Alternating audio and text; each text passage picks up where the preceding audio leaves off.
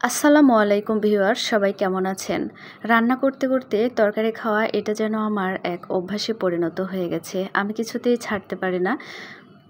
তরকারি সিদ্ধ হওয়ার পর থেকে খাওয়া শুরু করি। আর আমি আজকে রান্না করব সবজি। এই সবজি কিভাবে রান্না করি তা আজকে আপনাদের সাথে শেয়ার করব। আশা করি পুরো ভিডিওটা দেখবেন।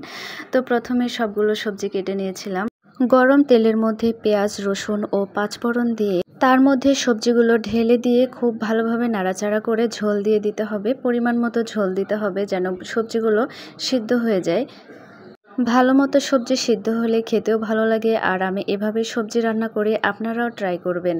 কারণ মাছ, মাংস ও শাকের পাশাপাশি এভাবে সবজি রান্না করে খেতে খুবই ভালো লাগে, খুবই মজা লাগে। আমি তো মাঝে মাঝে এভাবেই রান্না করি। আর আমার সবজি রান্না কিন্তু একেবারে শেষ, সত্যি বলছি। রান্নাটা খুবই মজা হয়েছিল। আর নিজের রান্না নিজের কাছে আমার বেশ ভালো লাগে। রান্না শেষ হওয়ার সাথে সাথে আমি তো খাওয়া শুরু করে দিয়েছি। তো সবাই ভালো থাকবেন, টাটা।